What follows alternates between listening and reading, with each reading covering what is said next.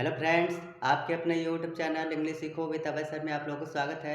आज की वीडियो में फिर से एक बार हम लोग स्पोकन इंग्लिश का एक और स्ट्रक्चर सीखने वाले हैं जो कि स्पोकन इंग्लिश के लिए बहुत ही ज़रूरी है। चलिए हम लोग देखते हैं सेंटेंस। देखिए, कई बार हमें ऐसे सेंटेंस बोलना पड़ते हैं जैसे मैं मजाक के मूड में नहीं हूँ, तुम रोने के मूड में थे, मैं पढ़ाने के मूड में नहीं था, वह स्कूल जाने के मूड में नहीं है। तो इस प्रकार के सेंटेंस को कैसे बोलें कि हमें कोई काम करने का मूड नहीं है या हमें किसी चीज़ का मूड नहीं है, मन नहीं है, तो इसे इंग्लिश में कैसे बोलेंगे, इसे बोलने के लिए किस फ्रेज का प्रयोग होता है। तो आज की वीडियो में हम लोग वही सीखने वाले हैं। तो चलिए वीडियो को शुरू करते हैं। सबसे पहले हम लोग स्ट्रक्चर देख लेते हैं। सबसे पहले आपको सब्जेक्ट लिखना है, सब्जेक्ट के बाद हेल्पिंग वर्ब लिखना है, हेल्पिंग वर्ब के बाद एक फ्रेज लिखना है, इन the mood off, in the mood, in the mood, यहाँ पे डी है, इन द मूड। फिर उसके बाद आपको लिखना है फॉर या फिर लिखना है टू प्लस वर्ब की फर्स्ट फॉर्म। देखिए, सबसे पहले स्ट्रक्चर देख लेते हैं। सबसे पहले सब्जेक्ट लिखेंगे, सब्जेक्ट के बाद हेल्पिंग वर्ब के बाद लिखेंगे एक फ्रेज इन द मूड। फिर उसके बाद लिखेंगे फॉर।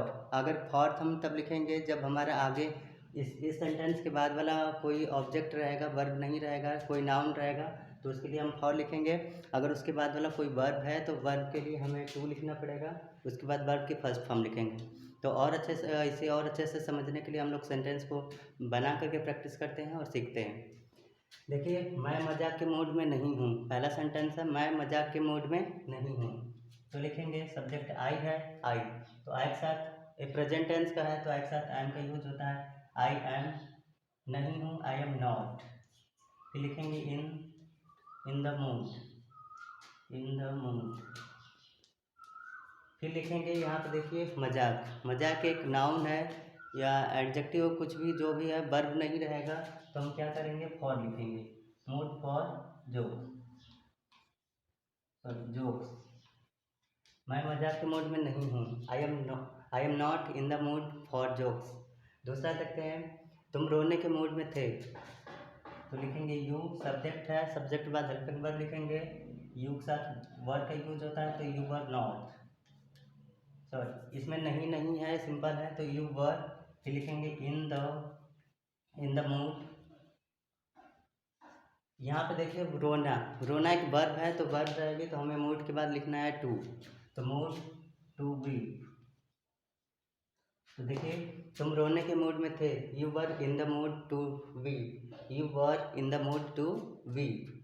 तीसरा देखते हैं, मैं पढ़ाने के मूड में नहीं था, मैं पढ़ाने के मूड में नहीं था, तो लिखेंगे आई के साथ वॉज का प्रयोग होगा पास्ट टेंस में, तो आई वॉज, नहीं है तो नॉट भी लिखेंगे। फिर लिखेंगे इन द मूड। फिर हमें लिखेंगे कोई वर्ब है तो जब वर्ब रहेगी तो हमें टू लिखना है, अगर कोई नाउन है तो हमें क्या करेंगे, नाउन है या एडजेक्टिव कुछ और भी रहेगा तो उसके लिए हमें फॉर लिखेंगे। तो यहाँ पे वर्ब है तो हम लिखेंगे टू पढ़ाना, टीच। देखिए, मैं पढ़ाने के मूड में नहीं था, I was not in the mood to teach, I was not in the mood to teach. Last वाला देखते हैं, वह स्कूल जाने के मूड में नहीं है, वह स्कूल जाने के मूड में नहीं है, तो लिखेंगे ही इज, प्रेजेंट टेंस में है तो is not in the mood,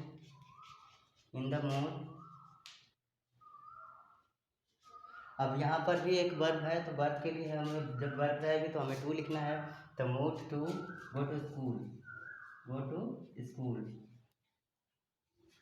देखिए, वह स्कूल जाने के मूड में नहीं है, he is not in the mood to go to school, he is not in the mood to go to school. इस प्रकार के सेंटेंस बहुत ही आसानी से बन जाते हैं।